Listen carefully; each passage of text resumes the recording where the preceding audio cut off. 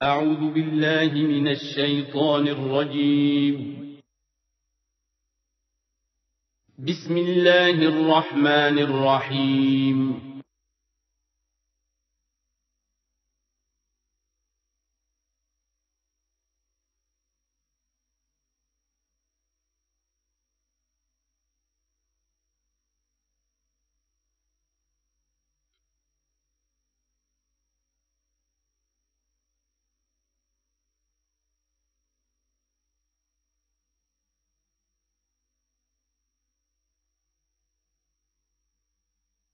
والصلاة والسلام على عباده الذين اصطفى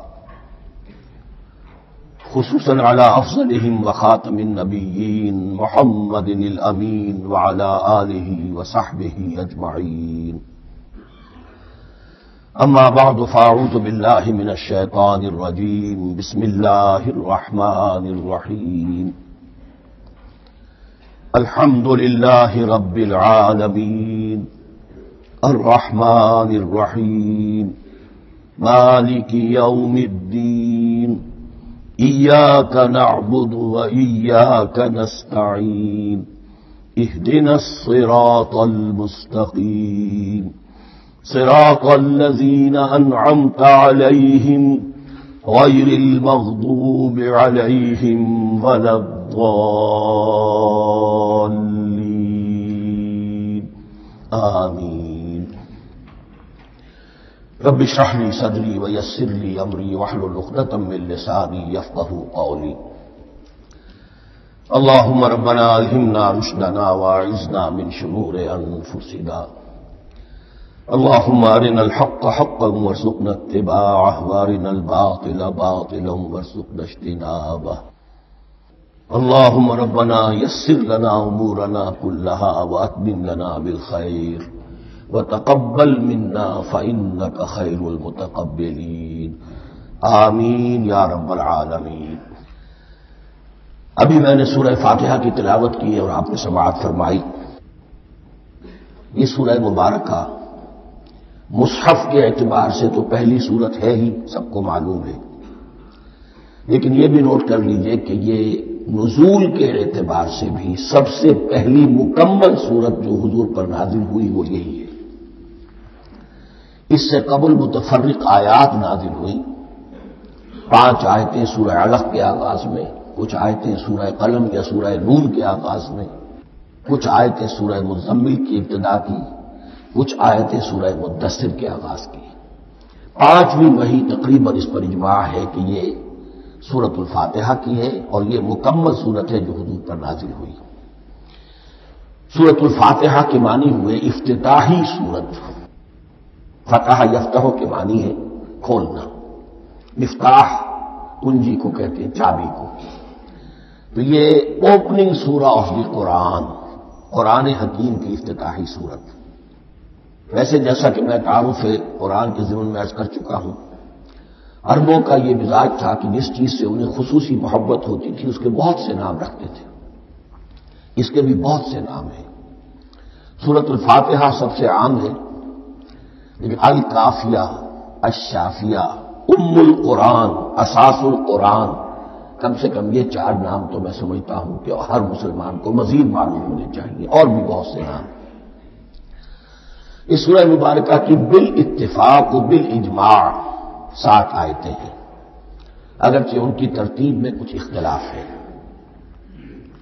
ایک رائے یہ ہے، اور یہ رائے امام شافعی کی بھی ہے اور بصرہ کے جو قراء تھے ان کی بھی ہے، کہ آیت بسم اللہ بھی سورہ فاتحہ میں شامل ہے، اس کا جز ہے. وہ اس کو شامل کر کے پھر 7 آیتیں بناتے ہیں. تو آخری جنہیں ہم 2 آیتیں سمجھتے ہیں، صراط الذین انعمت علیہم غیر المغضوب علیہم ولا الضالین، وہ ان کے نزدیک ایک آیت ہے. تو گویا کہ نتیجہ یہ نکلا کہ آیتوں کی تعداد 7 ہی رہتی ہے. امام ابو حنیفہ رحمۃ اللہ علیہ کا موقف اور کوفے کے جو قراء تھے ان کا بھی موقف یہ ہے کہ آیت بسم اللہ نہ سورہ فاتحہ کا جز ہے نہ کسی اور سورت کا جز ہے، سوائے ایک مقام پر جہاں حضرت سلیمان علیہ السلام کا خط جو ہے نقل ہوا ہے، جنہوں نے ملکہ سبا کو لکھا تھا انہ من سلیمان و انہ بسم اللہ الرحمن الرحیم. تو قرآن کے متن میں صرف اسی جگہ پر یہ آیت شامل سمجھتے ہیں، باقی یہ صرف علامت کے طور پر کہ یہاں سے ایک نئی سورت شروع ہو رہی ہے درج کی گئی ہے. اس سورہ مبارکہ کو الصلاح قرار دیا گیا ایک حدیث میں. اس کا جو اسلوب ہے وہ دعا کا ہے، اور دعا کے ساتھ اس کی جو مناسبت ہے، اور پھر اسی کی وجہ سے ہماری نماز کا یہ جزو لا ینفک بنا دیا گیا. بلکہ ایک حدیث جو میں آپ کو سناؤں گا اس میں اسی کو نماز قرار دیا گیا. الصلاح یہی ہے.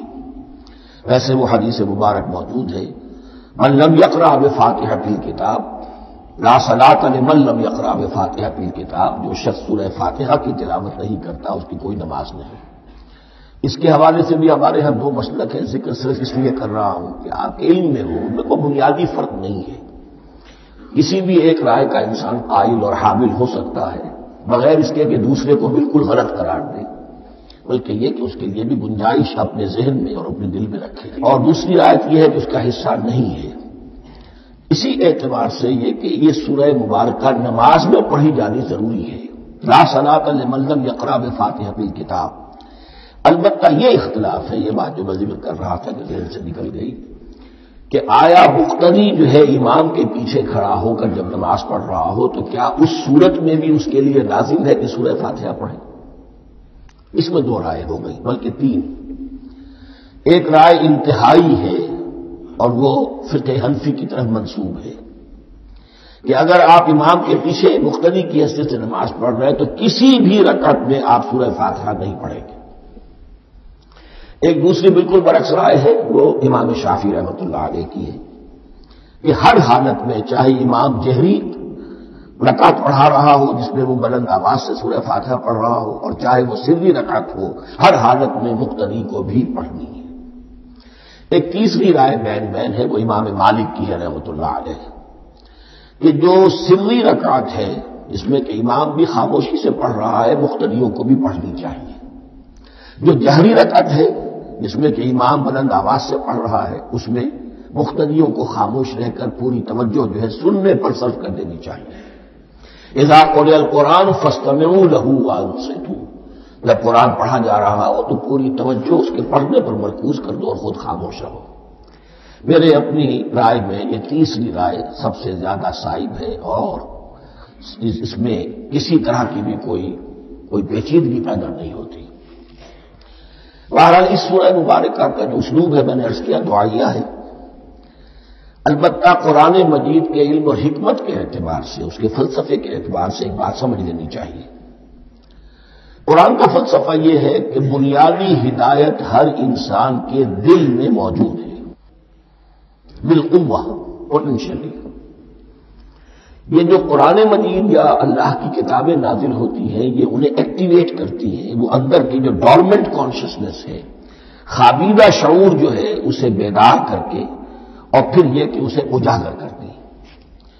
ہر سلیم الفطرت انسان اور سلیم العقل انسان دو سلامتی شرط ہیں. سلیم الفطرت، نیچر پرورٹڈ نہ ہو، فطرت مسخ نہ ہو گئی ہو، عقل سلیم ہو.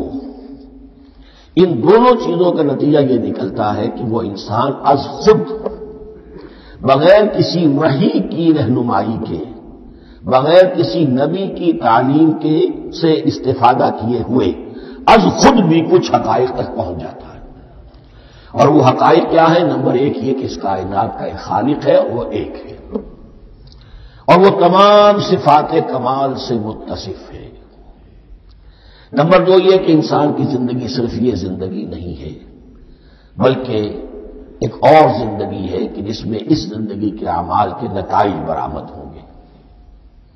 یہ دو باتیں، اس کی زیادہ وضاحت کے ساتھ جو ہے اس کا تذکرہ آئے گا سورہ لقمان میں جہاں حضرت لقمان کی شخصیت کا تذکرہ ہے.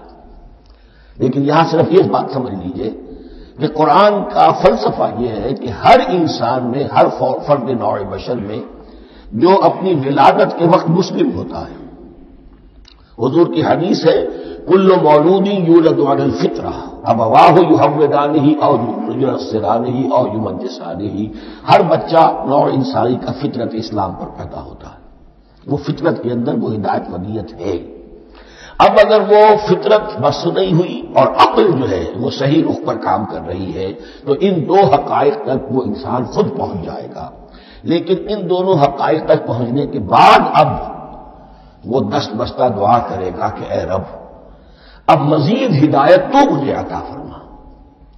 ایک تو یہ کہ میں کیا کروں کیا نہ کروں، میری عقل اس میں ٹھوکر کھا سکتی ہے، میں کسی اچھی چیز کو بری سمجھ سکتا ہوں، کسی بری کو اچھی سمجھ سکتا ہوں، تو مجھے صحیح راستہ، صحیح راہ ہدایت پر چلا۔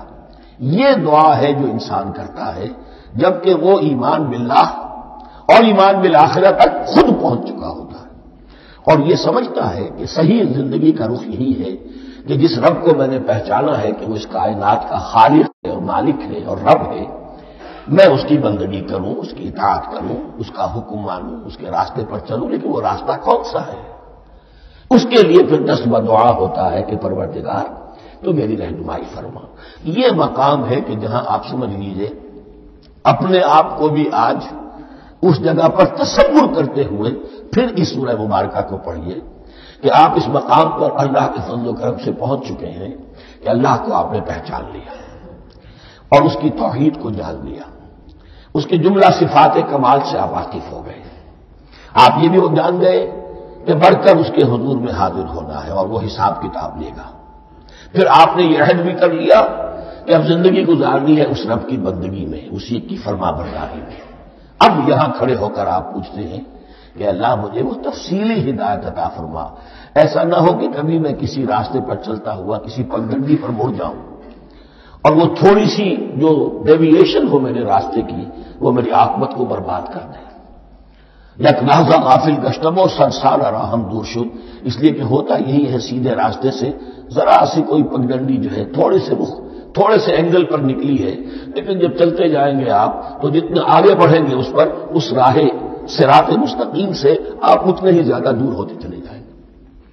یہ ہے قرآن مجید کے حکمت اور فلسفے کے اعتبار سے اس سورہ مبارکہ کا مقام۔ اب آئیے ہم بسم اللہ کرتے ہیں۔ بسم اللہ الرحمن الرحیم، شروع کرتا ہوں میں اللہ کے نام سے جو رحمان اور رحیم ہے۔ اس پر کچھ گفتگو ہو چکی ہے تعارف قرآن کے ضمن میں کہ رحمان اور رحیم دو نام ہیں کہ جو رحمت کے مادے سے نکلتے ہیں۔ رحمان میں اللہ تعالی کی رحمت کا جوش، ایجانی کیفیت، طوفانی کیفیت، اور رحیم میں اللہ تعالی کی رحمت کا دوام اور تسلسل۔ یہ دونوں کیفیات اللہ کی رحمت میں بیک وقت موجود ہیں، جس کا ہم تصور نہیں کر سکتے۔ ہم سمندر کو دیکھتے ہیں، متلاطم سمندر ہے، اس میں ایجان ہے، طوفان ہے۔ دریا کو دیکھتے ہیں کہ وہ سکون کے ساتھ چل رہا ہے، خاموشی سے چل رہا ہے، بہہ رہا ہے، اور تسلسل کے ساتھ بہہ رہا ہے۔ ہم ان دونوں کیفیات کو علیحدہ دیکھتے ہیں تو ہمارا ذہن ان دونوں کو بیک وقت اس کا تصور نہیں کر سکتا، تخیل ممکن نہیں۔ لیکن اللہ کی رحمت کی یہ دونوں شانیں مستقلاً ہر وقت موجود ہیں بیک وقت، اسی لیے ان دونوں کے درمیان کہیں حرف عطف نہیں آئے گا۔ بسم اللہ الرحمن الرحیم، الحمد للہ رب العالمین۔ کل حمد، اور حمد کو ذہن میں رکھ لیجئے، حمد مساوی ہے تعریف جمع شکر۔ عام طور پر ترجموں میں ایک لفظ لایا جاتا ہے، کل تعریف اللہ کے لیے، یہ کافی نہیں ہے۔ تعریف آپ کسی شے کی کر سکتے ہیں جس میں کوئی حسن ہے، خوبی ہے، کسی بھی اعتبار سے، خواہ آپ کو اس کے حسن و خوبی سے کوئی فائدہ حاصل نہیں ہو رہا۔ ایک پھول ہے، بہت خوبصورت ہے، بس ٹھیک ہے، خوبصورت ہے، آپ نے کہا، تعریف کر دی۔ شکر کرتے ہیں آپ اس شے کا جس سے آپ کو کوئی فائدہ پہنچا ہو، استفادہ ہوا ہو، آپ کی کوئی ضرورت پوری ہوئی ہو، آپ کی کوئی مشکل دفع ہوئی ہو۔ اور آپ دیکھیں گے کہ حمد میں یہ شکر کا پہلو غالب ہے۔ جتنی بھی دعائیں ہیں حضور سے منقول، شکر کے مقام پر وہاں حمد آتا ہے۔ بھوک لگی ہوئی تھی، کھانا کھایا، الحمدللہ الذی اطعمنی وسقانی۔ اب یہاں دیکھیے ترجمہ، تعریف نہیں، شکر ہے اس اللہ کا جس نے مجھے کھلایا اور پلایا۔ آپ بیت الخلاء سے باہر آئے، نجاستیں آپ سے دور ہو گئی، طبیعت میں انشراح ہوا، الحمدللہ الذی اذھب عنی الاذی وعافانی۔ وہ شکر ہے اس اللہ کا جس نے اذیت بخش چیزیں مجھ سے دور کر دی اور مجھے عافیت بخشی۔ تو یہ الحمدللہ رب العالمین اللہ تعالیٰ کا حسن و کمال اور حسن و جمال اپنی جگہ بھی اس انتہا کا ہے کہ جتنی تعریف اس کا حق ہے ہم کر ہی نہیں سکتے، لیکن اس کے احسانات اور انعامات ہم پر اتنے ہیں کہ ہم ان کو بھی گن نہیں سکتے، لہذا ایک ہی احساء ہم نے کر دیا الف لام کے ساتھ، الحمدللہ رب العالمین، تمام تعریفیں اور کل شکر اللہ کے لیے ہیں کہ جو تمام جہانوں کا پروردگار ہے، رب ہے، مالک ہے۔ رب میں ایک مفہوم ہوتا ہے ربوبیت کا، اور اس میں مفہوم شامل ہوتا ہے تربیت کا، ربیانی صغیرا، تو مالک ہونا اور تربیت دینا۔ آپ جس شے کے مالک ہوں گے آپ چاہیں گے اس میں بڑھوت نہیں ہو، اس میں اضافہ ہو، وہ نشو و نما پائے، تو یہ دونوں چیزیں آپس میں ایک دوسرے کا جڑی ہوئی ہیں، پروردگار بھی اور مالک بھی۔ عام طور پر عربی میں رب کا لفظ مالک کے لیے آتا ہے، رب البیت، رب الدار، رب المال، تو مالک وہاں پر ظاہر بات ہے کہ اس سے مراد کیا ہے، مال والا، گھر والا، گھر کا مالک۔ تو کل شکر اور کل تعریف اس اللہ کے لیے ہے جو تمام جہانوں کا مالک بھی ہے اور پروردگار بھی ہے۔ الرحمن الرحیم، رحمان ہے اور رحیم ہے، اب دوبارہ اس کی میں وضاحت نہیں کروں گا۔ مالک یوم الدین، یوم دین کا مختار مطلق ہے۔ دین عربی زبان میں کہتے ہیں بدلے کو، دناہم کما دانو، کما تدینو تو دانو، یہ کہاوت ہے، جیسے اردو میں ہم کہتے ہیں جیسا کرو گے ویسا بھرو گے، کما تدینو تو دانو، تو یہ ہے بدلہ، اس کا بنیادی مفہوم جو ہے وہ بدلہ ہے۔ تو بدلے کا ایک دن ہے جس دن فیصلہ ہوگا کہ کون کیا کما کر لایا ہے، اسے کیا بدلہ ملنا چاہیے۔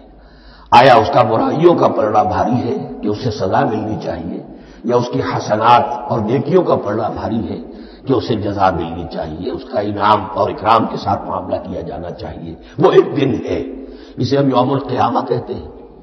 اور لیکن اصل بات جو یہاں کہی گئی، یعنی ایک جملے میں تین باتوں کا اعتراف ہو رہا ہے۔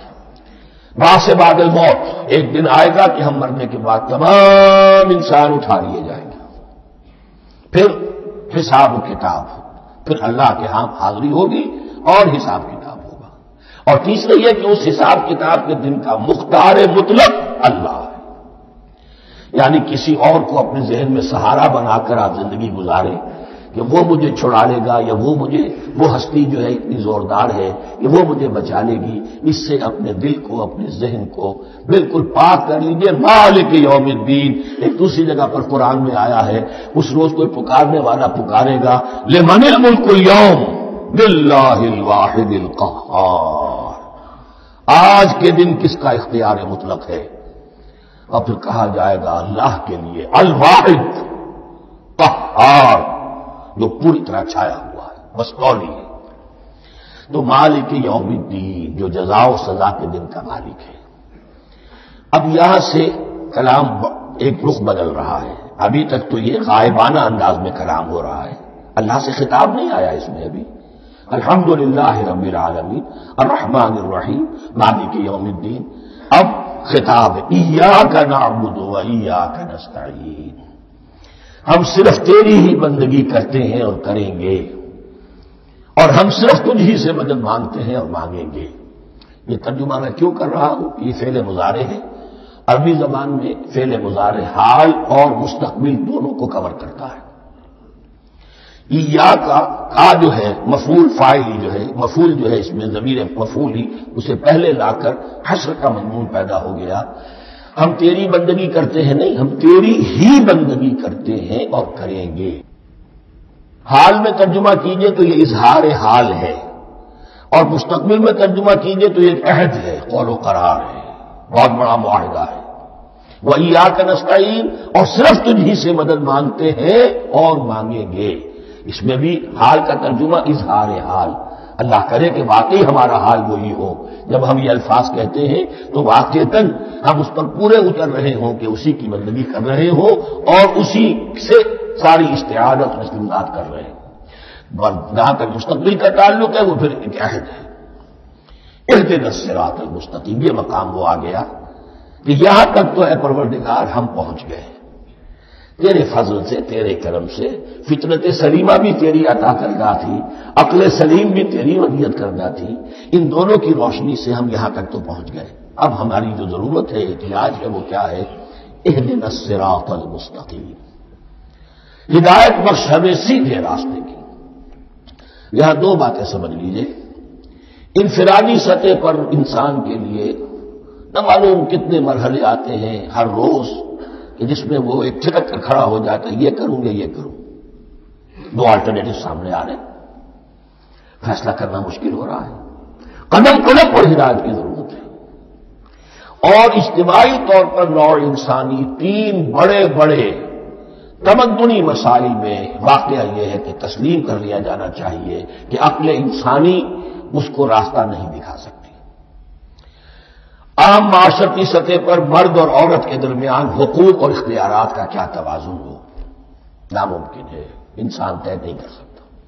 انسان یا مرد ہے یا عورت ہے، عورت سوچے گی اپنے اپنے جذبات کا، اپنے خیالات کا لحاظ رکھے گی، مرد کے جذبات و احساسات کا اسے کوئی تعصب، اس کا کوئی تصور ہی ممکن نہیں۔ مرد سوچے گا اسے اپنے احساسات معلوم ہے، لیکن یہ کہ عورت کے احساسات سے وہ نابلد ہے، ان کو محسوس کر ہی نہیں سکتا۔ لامحالہ وہ اپنے بارے میں وہ جو بھی نظام بنائے گا اس میں وہ اپنی بالادستی رکھے گا۔ وہ تو ایک ہی ہستی ہو سکتی ہے کہ جو دونوں کی خالق ہے، مرد کی بھی عورت کی بھی، اور اس کو دونوں سے محبت ہے، دونوں کا خیر خواہ ہے، دونوں کا رب ہے، دونوں کو پروان چڑھانا چاہتا ہے۔ اسی طرح فرد اور معاشرہ یا ریاست، حکومت اور ریاست ہمیشہ یہ چاہتی ہے کہ سارے اختیارات ہمارے ہاتھ میں آ جائیں، ٹوٹلیٹیرین سوسائٹی ہو، بس ہم حکم دیں اور لوگ اس پر چلیں۔ افراد یہ چاہتے نہیں، ہمیں آزادی ہونی چاہیے۔ اب آپ دیکھیے کہ دنیا میں کتنے جھگڑے چلتے ہیں اسی کو، فریڈم فریڈم فریڈم۔ وہ فریڈم واقعتاً اپنی جگہ پر ایک شے ہے، افراد کی آزادی ہونی چاہیے، لیکن افراد کی آزادی اتنی نہ ہو جائے کہ وہ مادر پدر آزاد ہو جائے، کوئی قانون، کوئی قاعدہ، کوئی اخلاقی، کوئی حدود اور قیود جو ہے ان کا پابند نہ رہے۔ تو اب کہاں ہے وہ نقطۂ اعتدال کہ جس میں انسان کی انفرادی آزادی، انفرادی اختیار اور ادھر اجتماعی مصلحتیں جو ہیں ان کو بیلنس کیا جا سکے؟ انسان طے نہیں کر سکتا، صرف اللہ ہی اس کے لیے نظام دے سکتا ہے۔ تیسرا مسئلہ ہے سرمایہ اور محنت، اس میں کیا توازن ہو؟ سرمایہ اور محنت دونوں مل کر کچھ بنا رہے ہیں، کچھ پروڈیوس کر رہے ہیں۔ اب اس میں نفع جو ہوا ہے اس میں سرمایہ کا کتنا حصہ ہونا چاہیے اور لیبر کا کتنا ہونا چاہیے، کون طے کر سکتا ہے؟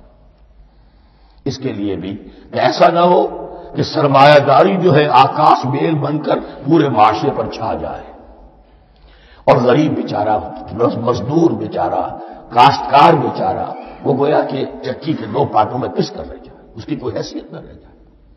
لیکن یہ کہ دوسری طرف اگر یہ کہ مزدور کا جو حق ہے اس سے زیادہ اس کو دے دیا جائے تو سرمایہ جو ہے وہ سکڑ جائے گا، شائی ہو جائے گا، وہ پھر میدان میں نہیں آئے گا۔ کیا کیا جائے؟ کون سا نقطہ عدل و اعتدال ہے؟ یہ تین مسائل ایسے ہیں، اہدنا الصراط المستقیم۔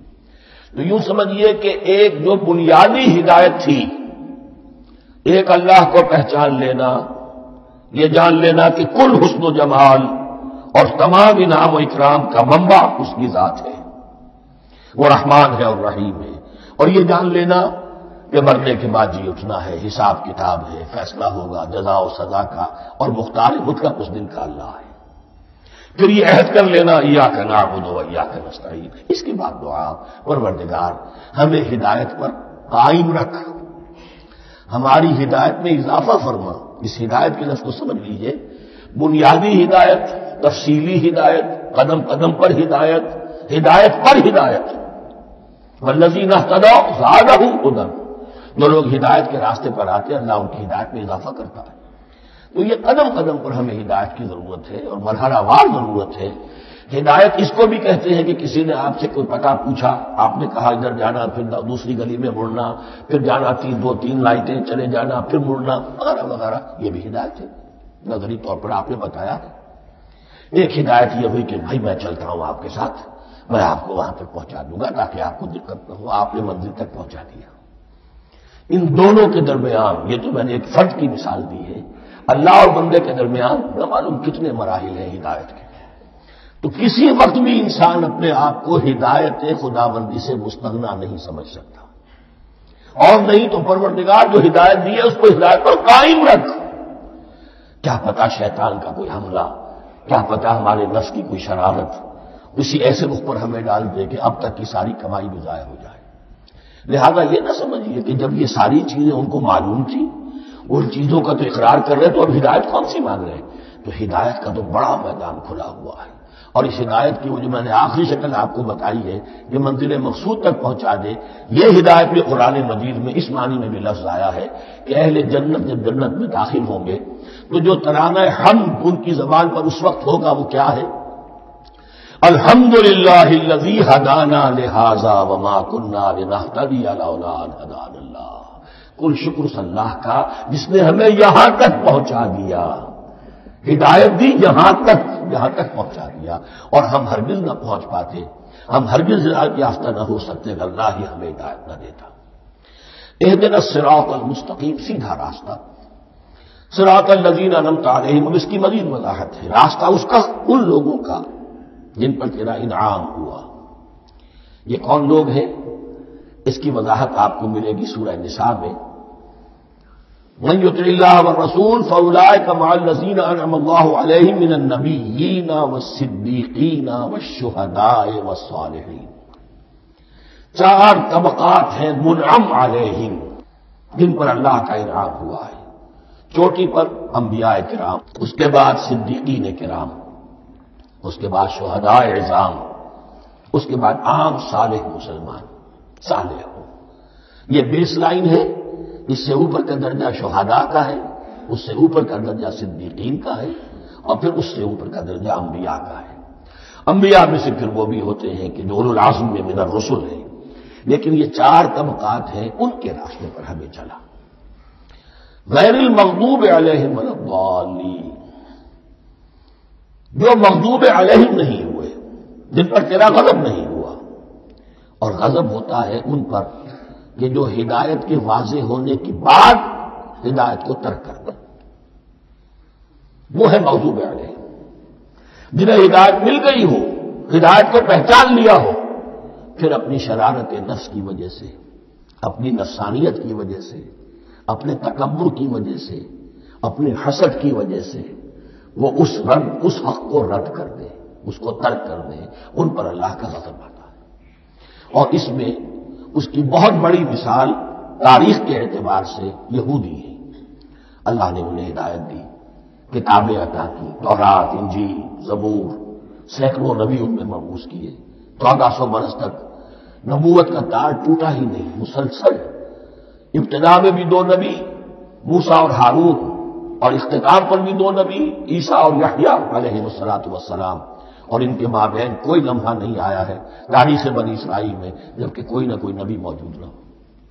لیکن انہوں نے اپنی شرارت نفس کی وجہ سے ہدایت تورات سے بھی منہ موڑا، اور پھر سب سے بڑی بات یہ کہ ہدایت محمدی سے، ہدایت قرآنی سے بھی صلی اللہ علیہ وسلم منہ موڑا، وہ ہے مغضوب علیہم ولا الضالین، اور نہ ہی گمراہ ہوئے۔ یہ لفظ جو آتا ہے عربی زبان میں گمراہ کا بھی ہے اور تلاش حق میں بھٹکنے والے کا بھی ہے۔ ایک وہ شخص ہے جس پر حق ابھی واضح نہیں، وہ تلاش میں ہے، اس کے لیے بھی ضال کا لفظ آئے گا۔ اسی طرح کوئی شخص کسی کے عشق اور محبت میں ایسا ہو جائے، دیوانہ ہو جائے، اس کو بھی ضال کہتے ہیں، یعنی اس کے اوپر جذبات کا اتنا غلبہ ہو گیا ہے کسی کی محبت اور عشق کی بنا پر۔ تو حضور کے لیے یہ لفظ آیا ہے وَوَجَدَكَ ضَالًّا فَهَدَىٰ، اور یہ تو سورۃ الضحیٰ ہے، اکثر بیشتر لوگوں کو یاد ہوگی۔ تو یہ جو ضال کا لفظ ہے، اس میں سمجھ لیجئے ضروری نہیں ہے کہ وہ گمراہ ہو، بلکہ وہ بھی کہ جو ابھی راہ ہدایت کی طلب میں، اس کے حصول کے لیے اس کی تلاش میں کوشاں ہے، اور وہ بھی کہ جو کسی مغالطے کی وجہ سے حق سے منحرف ہو جائے۔ یہ بھی جان لیجئے کہ ایک ہے بدنیتی، تکبر، حسد، حق کو جان کر پہچان کر رد کر دینا یا چھوڑ دینا یا ترک کر دینا۔ ایک ہے کسی غلطی میں، کسی جذبات کے اندر آ کر، کسی غلو کے اندر مبتلا ہو کر اور حق سے منحرف ہو جانا۔ اس کی جو سب سے بڑی مثال ہے وہ نصارہ ہے، عیسائی ہے۔ حضرت مسیح کو انہوں نے مانا لیکن غلو کیا، یہ لفظ آئے گا کہ لا تغلو فی دینکم، اپنے دین میں غلو نہ کرو۔ جیسے ہمارے ہاں بھی بعض لوگ ہیں جو حضور صلی اللہ علیہ وسلم کی تعریف میں، حضور صلی اللہ علیہ وسلم کے ساتھ اپنی محبت کے اظہار میں غلو کر جاتے ہیں، یہ انتہا درجے کو ہو گیا تھا حضرت مسیح علیہ السلام کے ماننے والوں میں، اور اس کی بنا پر انہوں نے تثلیث کا عقیدہ ایجاد کر لیا اور حضرت مسیح علیہ السلام کو اللہ کا بیٹا بنا دیا۔ تو اس کی سب سے بڑی مثال ضالین کی اس اعتبار سے کہ ہدایت پانے کے بعد کسی بدنیتی سے نہیں بلکہ کسی اچھے جذبے میں غلو کی وجہ سے رسول سے محبت کرنا تو اچھا جذبہ ہے، لیکن یہ محبت بھی ایک حد میں رہنی چاہیے۔ غلو کرے گی تو ظاہر بات ہے کہ اس کے بعد وہ گمراہی کی طرف لے جائے گی۔ یہ ہے اس سورہ مبارکہ کا ترجمہ، اور اس کے بعد آخر میں آمین کہنا یہ مسنون بھی ہے، کہنا چاہیے۔ البتہ اختلاف یہاں بھی صرف اتنا ہے کہ نماز میں جب آپ امام کے ساتھ ہیں، وہ اگر جہری قرات کر رہا ہے تو آیا اس کے بعد آپ کو بھی بالجہر کہنا ہے آمین یا نہیں کہنا، یہ اختلاف ہے، ان میں کوئی فرق واقع نہیں ہوتا۔ یہ چیز متفق علیہ کہ کہنا ہے آمین، بلکہ یہ آمین تو یہودیوں میں ہے، یہ آمین جو ہے یہ عیسائیوں میں بھی ہے۔ ان کی بھی جو لارڈس پریئر ہے اس کے بعد آمین، وہ آمین کہتے ہیں، وہ فرق لفظ ایک ہی ہے، اس لیے کہ عبرانی زبان اور عربی زبان یا تو ہم یہ کہہ سکتے ہیں کہ دونوں بہنیں ہیں، کوئی ایک مشترک زبان تھی ان کی ماں جس کی یہ دو بیٹیاں ہیں، اور یا یہ کہنا پڑے گا کہ عربی زبان کی ماں جو ہے وہ عبرانی زبان ہے۔ بہرحال بڑا قریبی رشتہ عربی کا اور عبرانی کا ہے، اس اعتبار سے وہ آمین۔ اب آپ کو معلوم ہے ہم السلام علیکم وہ کہتے ہیں، وہ سلام کہتے ہیں، فرق کیا ہے؟ وہ تو تلفظ کا فرق ہے۔ اسی طریقے سے اور بہت سے الفاظ ہیں، ان میں بعد میں بتا۔ اب میں اس سورہ مبارکہ کے بارے میں خاص حدیث آپ کو سنانا چاہتا ہوں، اور اسی سے در حقیقت جو امام ابو حنیفہ کا موقف ہے رحمۃ اللہ علیہ، اس کی حقانیت مزید مبرہن ہو جائے گی۔ یعنی کیا کہ آیت بسم اللہ سورہ فاتحہ کا جز نہیں ہے۔ سورہ فاتحہ الحمدللہ رب العالمین سے شروع ہوتی ہے۔ وہ میں آپ کو بتانا بھول گیا کہ جن کے نزدیک یہ سورت کا جز ہے وہ پھر جہری قرات میں بسم اللہ الرحمن بھی بلند آواز سے کہیں گے، اور جن کے نزدیک یہ سورہ فاتحہ کا جز نہیں ہے وہ نہیں کہیں گے، وہ الحمدللہ رب العالمین سے قرات کریں گے۔ تو کوئی فرق نہیں ہے بنیادی۔ یہ حدیث جو ہے یہ مسلم شریف میں ہے اور حدیث قدسی ہے۔ اس کے راوی حضرت ابو ہریرہ رضی اللہ تعالی عنہ، اور اس حدیث نے اس صورت کے مضامین کا نہایت عمدہ تجزیہ کر دیا ہے۔ حدیث کے الفاظ سن لیجئے، قسمت الصلاۃ بینی و بین عبدی نصفین۔ اللہ تعالیٰ فرما رہے ہیں، حدیث قدسی ہے، میں نے نماز کو، صلاۃ کو اپنے اور اپنے بندے کے درمیان آدھا آدھا تقسیم کر لیا۔ فنصفھا لی ونصفھا لعبدی، اس کا نصف جو ہے وہ میرے لیے ہے اور نصف جو ہے وہ میرے بندے کے لیے ہے۔ ولعبدی ما سأل، اور جو میرے بندے نے مانگا میں اسے دوں گا، میرا وعدہ ہے یا میں نے اسے دیا۔ اس کے بعد اس کی تفصیل آتی ہے۔ اذا قال العبد، جب بندہ کہتا ہے الحمدللہ رب العالمین، قال اللہ حمدنی عبدی، جب بندہ کہتا ہے الحمدللہ رب العالمین، اللہ فرماتا ہے میرے بندے نے میری حمد کی۔ وَإِذَا قَالَ الرَّحْمَٰنُ الرَّحِيمُ قَالَ اللَّهُ اثْنَىٰ عَلَيَّ عَبْدِي، جب بندہ کہتا ہے الرحمن الرحیم، اللہ فرماتا ہے میرے بندے نے میری ثنا کی۔ وَإِذَا قَالَ مَالِكِ يَوْمِ الدِّينِ قَالَ اللَّهُ تَعَالَىٰ مَجَّدَنِي عَبْدِي، میرے بندے نے میری تمجید بیان کی، میری بزرگی بیان کی۔ اب یہ تین آیتیں ہو گئیں، تینوں میں اللہ کی حمد ہے، ثنا ہے، تمجید ہے۔ یہ تین آیتیں خالص اللہ کے لیے ہو گئی۔ اب چوتھی آیت آئی، ایاک نعبد و ایاک نستعین۔ اس کے بارے میں جب بندہ کہتا ہے اذا قال العبد ایاک نعبد و ایاک نستعین، قال اللہ تعالی ھذا ما بینی و بین عبدی ولعبدی ما سأل، یہ میرے اور میرے بندے کے درمیان ہے۔ یہ تو یوں سمجھیے کہ یہ گرا لگ گئی ہے میرے اور میرے بندے کے مابین۔ اس نے مجھ سے قول و قرار کیا ہے، اس نے میری بندگی کا اعتراف کیا ہے، اس نے تسلیم کیا ہے کہ میری ہی بندگی کرتا ہے اور کرے گا، اور مجھ سے مدد چاہیے۔ ھذا ما بینی و بین عبدی، یہ معاہدہ ہے، معاہدہ دو فریقوں کے مابین ہوتا، یہ میرے اور میرے بندے کے مابین ہے۔ وَلِعَبْدِی مَا سَأَلَ، اور میں نے اپنے بندے کو دیا جو اس نے مانگا، وہ میری مدد چاہتا ہے، میری مدد اس کے شامل حال رہے گی۔ فَإِذَا قَالَ، اور جب بندہ کہتا ہے اهْدِنَا الصِّرَاطَ الْمُسْتَقِيمَ صِرَاطَ الَّذِينَ أَنْعَمْتَ عَلَيْهِمْ غَيْرِ الْمَغْضُوبِ عَلَيْهِمْ وَلَا الضَّالِّينَ، قال اللہ تعالی هَذَا لِعَبْدِي وَلِعَبْدِي مَا سَأَلَ، یہ تین آیتیں یہ میرے بندے کے لیے، اهْدِنَا الصِّرَاطَ الْمُسْتَقِيمَ اسی صراط مستقیم کی وضاحت ہے مثبت، صراط الذین انعمت علیہم اسی صراط مستقیم کی وضاحت ہے منفی انداز میں، غیر المغضوب علیہم ولا الضالین، یہ سب میرے بندے کے لیے ہے اور میں نے اپنے بندے کو دیا جو اس نے مانگا۔ اس کو میں نے ایک مرتبہ یہ ترازو کی شکل میں اس کو لکھوایا تھا۔ دیکھیے یہ ایاک نعبد و ایاک نستعین، یہ ہے وہ ترازی کی وہ ڈنڈی، واو جو ہے ایاک نعبد و ایاک نستعین، واو جو ہے گویا کہ وہ مٹھ ہے جس سے کہ ترازو کو پکڑا جاتا ہے۔ ادھر ایک پلڑا ہے جس کی تین آیتیں ہیں، الحمدللہ رب العالمین الرحمن الرحیم مالک یوم الدین۔ اس کا نتیجہ کیا نکلا؟ ایاک نعبد۔ آپ نے شاید یہ سنا بھی ہو، ایک بہت ہی عمدہ قرات کا جو ریکارڈ ہے قاری عبدالباسط عبدالصمد کا، وہ یہیں سے چل کر سورہ فاتحہ کی قرات کر کے ایاک نعبد پر آ کر رکتا ہے، الحمدللہ رب العالمین الرحمن الرحیم مالک یوم الدین ایاک نعبد۔ گویا کہ یہاں یہ صورت بالکل ہاف ہو گئی ہے، تین آیتوں میں اللہ کی حمد ہے، ثنا ہے، تمجید ہے، جس کا نتیجہ ہم تیری ہی بندگی کرتے ہیں، تیری ہی اطاعت کریں گے۔ لیکن اب اس کے بعد سوال ایاک نستعین، اسی کی جو استعانت کیا درکار ہے ہمیں؟ ہدایت۔ ہدایت سب سے بڑی استعانت ہے، ہدایت ہی تو سب سے بڑی مدد ہے۔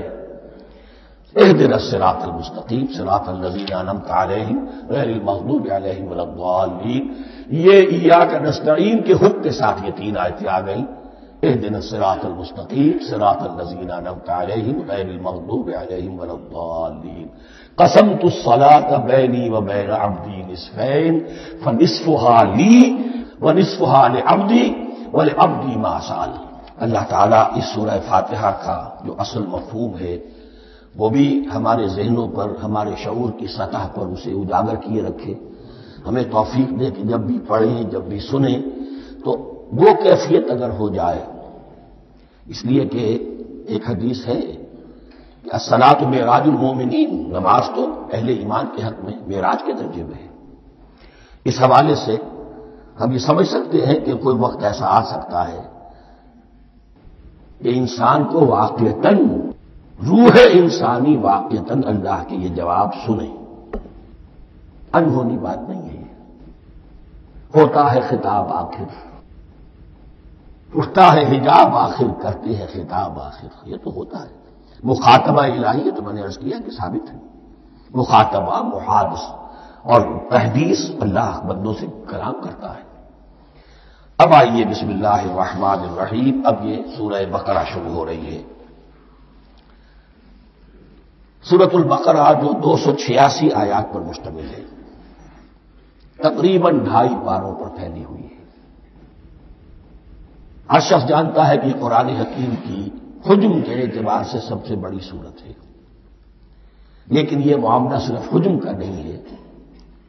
نبی اکرم صلی اللہ علیہ وسلم نے اسے سنام القرآن قرار دیا ہے۔ آپ نے فرمایا لکل شیء سنام، ہر چیز کی ایک چوٹی ہوتی ہے، جیسے اونٹ کا کوہان ہوتا ہے، اور سنام القرآن البقرہ، سنام القرآن، قرآن کی چوٹی جو ہے وہ سورۃ البقرہ ہے۔ یہ نوٹ کر لیجیے جو میں نے کل آپ کو جو مختلف مکی اور مدنی صورتوں کے گروپوں کے بارے میں بتایا تھا کہ یہاں سے اب پہلی منزل بھی شروع ہو رہی ہے اور پہلا گروپ بھی شروع ہو رہا ہے، اور اس کے ساتھ جو اگلی صورت آئے گی وہ اس کا جوڑا ہے، سورہ آل عمران۔ اس کی سب سے نمایاں علامت یہ نوٹ کیجیے، یہ بھی الف لام میم سے شروع ہوئی، اگلی بھی الف لام میم سے شروع ہوگی۔ اس کے بعد 2 صورتیں مدنی اور ہیں، لیکن ان دونوں میں نہ حروف مقطعات ہے، نہ کوئی اور تمہیدی کلام ہے، براہ راست خطاب۔ سورہ نساء میں یا ایھا الناس اور سورہ مائدہ میں یا ایھا الذین آمنوا، کوئی تمہیدی بات نہیں کوئی حروف مقطعات نہیں، براہ راست خطاب۔ وہ ایک جوڑا ہے سورہ نساء اور سورہ مائدہ، اور یہ ایک جوڑا ہے سورہ بقرہ اور سورہ آل عمران۔ سورہ بقرہ اور سورہ آل عمران کو نبی اکرم صلی اللہ علیہ وسلم نے الزہراوین بھی قرار دیا ہے۔ زہرا کہتے ہیں بڑی روشن چیز کو۔ یہ حضرت فاطمہ رضی اللہ تعالی عنہا کے نام کے ساتھ آتا ہے، فاطمۃ الزہراء۔ تو زہرا بہت روشن، دمکتی ہوئی شے۔ الزہراوین یہ دو نہایت دمکتی ہوئی صورتیں ہیں جو قیامت کے دن دو بدلیوں کی شکل میں ظاہر ہوں گی، حضور نے فرمایا، اور جو لوگ ان صورتوں سے محبت کرتے تھے ان پر سایہ کریں گی۔ اللہم ربنا اجعلنا منہم، ہمیں اللہ تعالیٰ ان میں شامل فرما دے۔ اس سورہ مبارکہ کو دو حصوں میں تقسیم سمجھیے۔ ویسے تو یہ کہ رکوع آئیں گے، پارے بھی بدلیں گے اس میں، لیکن حصے دو ہیں۔ پہلے حصے میں اصل روح سخن سابقہ امت مسلمہ سے ہے، یہود سے، بنی اسرائیل سے۔ دوسرے حصے میں اصل خطاب موجودہ امت مسلمہ سے ہے، امت محمد سے صلی اللہ علیہ وسلم۔ پہلے حصے میں 18 رکوع ہیں لیکن آیات 152 ہیں۔ دوسرے حصے میں 22 رکوع ہیں لیکن آیات 134 ہیں۔ گویا کہ اس سے آپ کو توازن نظر آئے گا کہ اگرچہ ادھر رکوع کی تعداد کم ہے 18 لیکن آیات کی تعداد زیادہ ہے 152۔ دوسرے حصے میں رکوعوں کی تعداد زیادہ ہے 22 لیکن آیات کی تعداد 134۔ اسی لیے اس کا ایک نام میں نے تجویز کیا ہے، وہ اس لیے تاکہ کچھ حقائق آپ کے ذہنوں میں ان ناموں کے حوالے سے بھی انشاءاللہ محفوظ ہو جائیں گے۔ سورۃ الامتین، دو امتوں کی صورت، اس لیے کہ تقریباً نصف اس کی ساری بحث جو ہے، مرکزی بحث، وہ سابقہ امت مسلمہ بنی اسرائیل، اور دوسرا نصف اس میں سارا خطاب وہ ہے موجودہ امت مسلمہ یعنی امت محمد صلی اللہ علیہ وسلم۔ اس کا جو پہلے 18 رکوع ہے یا پہلا حصہ ہے، اس کے اندر ڈویژن فردر ہوگی ورٹیکل، عمودی۔ پہلے 4 رکوع، پھر 10 رکوع، پھر 4 رکوع۔ لیکن جو 22 رکوع ہیں دوسرے حصے کے، دوسرے نصف کے، اس میں ڈویژن جو ہے جو ہاریزونٹل ہے، وہ افقی تقسیم ہے، عمودی نہیں افقی۔ وہ میں بعد میں بیان کروں گا جب ہم وہاں پہنچ جائیں گے۔ ان کو پہلے سمجھ لیجئے کہ اس پہلے حصے کی جو تقسیم میں نے کی ہے، پہلے 4 رکوع، پھر 10 رکوع اور پھر 4 رکوع۔ پہلے 4 رکوع یوں سمجھیے کہ پورے قرآن مجید کے لیے اس کی حکمت اور فلسفے کا جو حصہ مکی قرآن میں بیان ہو چکا تھا اس کا خلاصہ ہے۔ جب یہ سورت نازل ہو رہی ہے تو یہ تو مدینے میں حضور تشریف لا چکے ہیں، 12-13 سال جو ہے گزر چکے ہیں، اور ان 12-13 سالوں کے دوران 2/3 قرآن نازل ہو چکا ہے۔ اس میں جو بھی حکمت، فلسفہ اور بنیادی دعوت، یہ جو چیزیں مکی قرآن میں بیان ہوئی، ان کا خلاصہ نچوڑ نکال کر یہاں 4 رکوعوں میں رکھ دیا گیا۔ اگرچہ ان میں بھی جب گہرائی میں آپ دیکھیں گے تو روح سخن جو ہے وہ بنی اسرائیل کی طرف ہے، وہ میں بعد میں عرض کروں گا، لیکن اضافی طور پر یہ سمجھ لیجئے کہ پورے مکی قرآن کے حکمت اور پیغام کا خلاصہ ان 4 رکوعوں میں۔ پھر 10 رکوع ہے جن میں براہ راست خطاب ہے سابقہ امت مسلمہ، یا بنی اسرائیل۔ اس کے بھی 2 حصے ہیں۔ پہلے ایک رکوع میں دعوت ہے، بڑا انداز اس کا بڑا پیارا ہے، اس میں دعوت ہے، ایمان لاؤ محمد پر صلی اللہ علیہ وسلم۔ اور اس کے بعد 9 رکوع ہے ملامت کے، ملامت، تنقید، تم نے یہ کیا اور یہ کیا اور یہ کیا، ہم نے یہ احسان کیے، یہ احسان کیے، یہ احسان کیے، تم نے یہ ناشکری کی، یہ ناشکری کی، یہ ناشکری کی۔ اور اس سب کا نتیجہ آخری 4 رکوعوں میں ہے کہ اب تمہیں اس منصب سے معزول کیا جا رہا ہے جس پر تم 2000 برس تک فائز رہے ہو، اور تمہیں ہٹا کر اب ایک نئی امت محمد کی شکل میں جو وجود میں آ چکی ہے صلی اللہ علیہ وسلم، اسے اس پر فائز کیا جا رہا ہے۔ اور اس کی علامت کے طور پر اسے میں کہا کرتا ہوں کورونیشن، تاج پوشی. ایک امت معذور، دوسری امت اس کا نسب ہو رہا ہے، اس کی تاج پوشی کے لیے سمبل، علامت کیا ہے؟ قبلہ تحویل. وہ قبلہ یروشلم سابقہ امت کا قبلہ اب ادھر رخ نہیں ہوگا، اب اہل توحید کا قبلہ یہ مکے کی طرف ہوگا، بیت اللہ کی طرف ہوگا.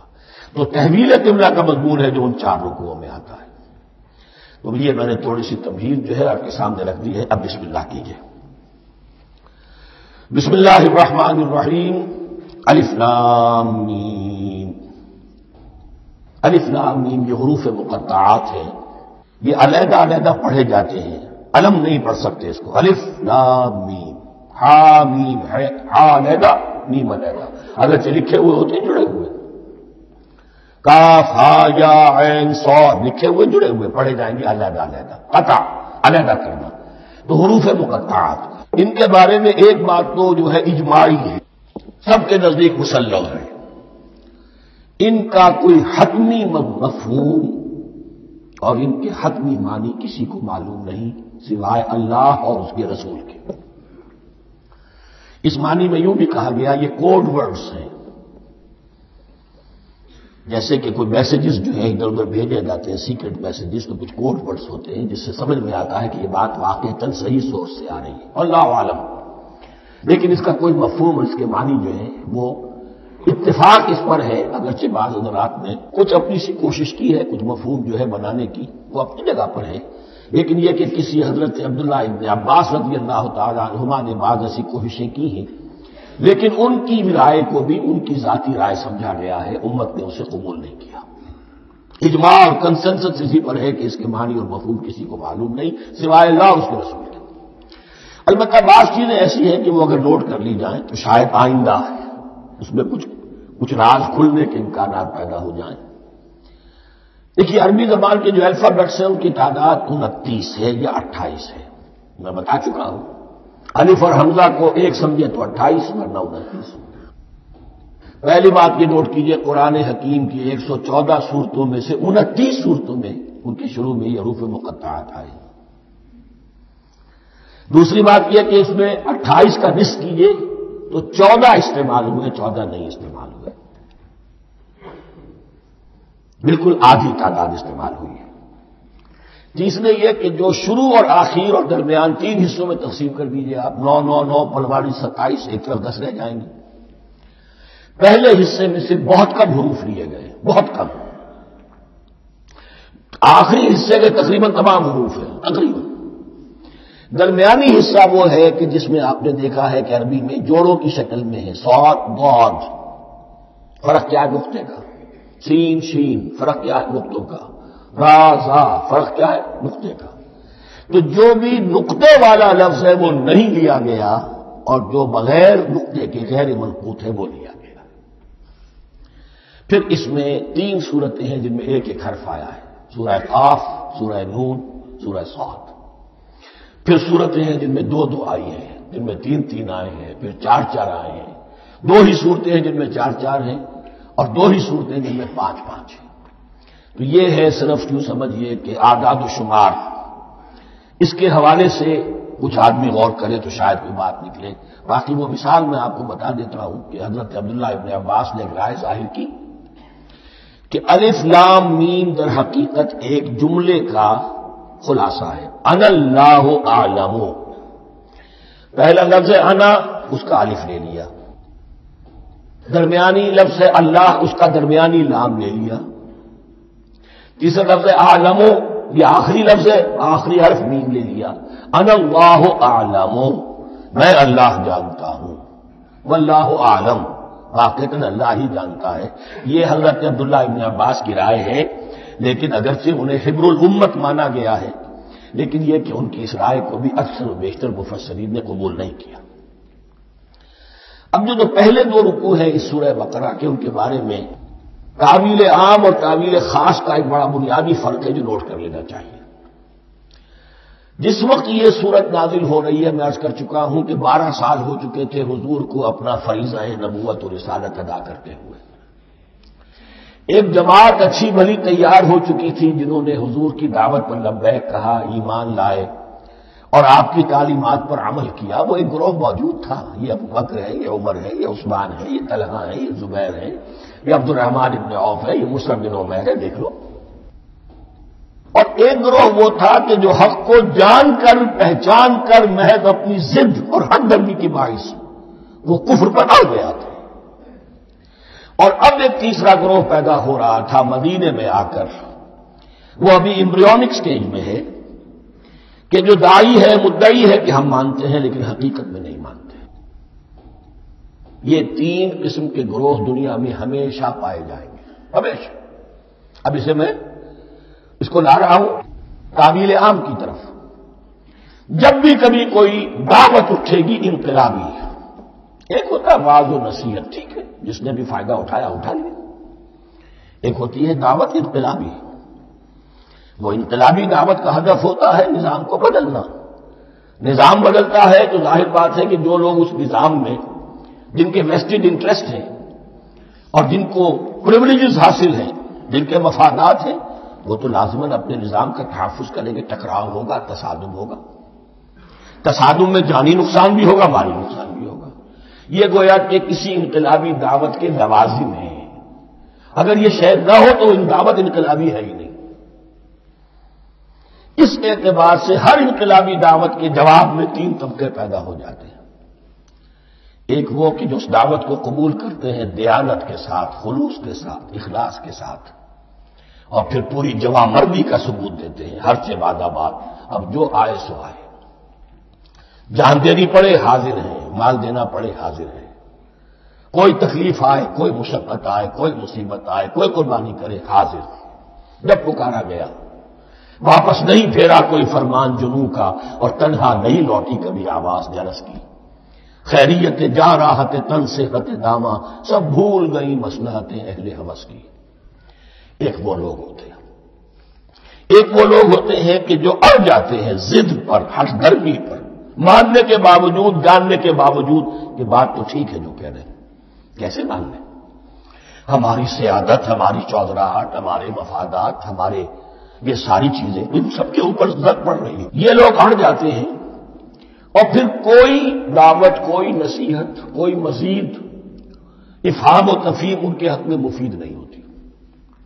اس لیے کہ صحیح بات ہے جو کہتے ہیں کہ سوتے کو تو جگایا جا سکتا ہے، جاگتے ہو کیسے جگائیں؟ کوئی سویا ہوا ہے تو آپ کو جگا دیں گے. جو جاگا ہوا ہے لیکن وہ بنا ہوا ہے، اٹھنے کو تیار ہی نہیں ہے، تو آپ کیسے اٹھا دیں گے اس کو؟ تو جو لوگ جان بوجھ کر حق کو پہچان کر رد کر دیتے ہیں، پھر ان کے حق میں کوئی دعوت، کوئی نصیحت، کوئی تبلیغ، کوئی انذار، کوئی تبشیر مفید نہیں ہوتی. تیسرا درجہ ایسے لوگوں کا ہوتا ہے جو یا تو شروع میں آتے ہی شرارت کے ارادے سے، کوئی مصلحت ہے جس کی وجہ سے اس دعوت کو قبول کر لیا، کوئی ذاتی منفعت ہے جس کے لیے قبول کر لیا، یا یہ کہ شروع میں تو اخلاص کے ساتھ آتے ہیں لیکن جب قربانی دینے کا وقت آتا ہے تو ان کے اندر سیرت و کردار کی وہ مضبوطی نہیں ہوتی کہ ہر چباد آباد، یہ نہیں ہوتی. وہ پھر ڈگمگاتے رہتے ہیں. کبھی کچھ چلے پھر کہیں ٹھٹک کر رہ گئے، پھر کہیں کچھ چلے پھر ٹھٹک کر رہ گئے. یہ تیسرا طبقہ ہے کہ جو کہتا ہے، دعوی مدعی ہے کہ ہم نے مانا ہے، قبول کیا ہے، بات ٹھیک ہے، کچھ تھوڑا بہت چلتے بھی ہیں، لیکن جہاں مشکل آئی ٹھٹک کر کھڑے ہو گئے، عہدے منہ گر پڑے. یہ تیسرا طبقہ ہے. اس کے لیے لفظ ہمارے ہاں منافقین بھی ہے، لیکن اس رکوع میں آ کر ابھی ان 4 رکوعوں میں نہیں بلکہ سورہ بقرہ میں مکمل میں بھی کہیں نفاق کا لفظ نہیں آیا ہے، اس لیے کہ اسے مرض سے تعبیر کیا گیا ہے. یہ مرض ہے ایک، اور اس مرض کے ذریعے سے لوگوں کے اندر جو ہے وہ ایک نفاق کا بیج پڑ رہا ہے جو ظاہر ہوگا تو منافقت پوری کی پوری کھل کر سامنے آ جائے گی. روگ ہے انسانی شخصیت کا. اس حوالے سے وہ تیسری، اور یہ چونکہ اہم ترین حصہ تھا اور یہ مرض اب شروع ہو رہا تھا، مدینے میں، مکے میں نہیں تھا، لہذا زیادہ تفصیل سے اس کے بارے میں گفتگو ہوئی. اب ان 2 رکوعوں کا سلسلے وار مطالعہ انشاءاللہ اس دوسری نشست میں کریں گے.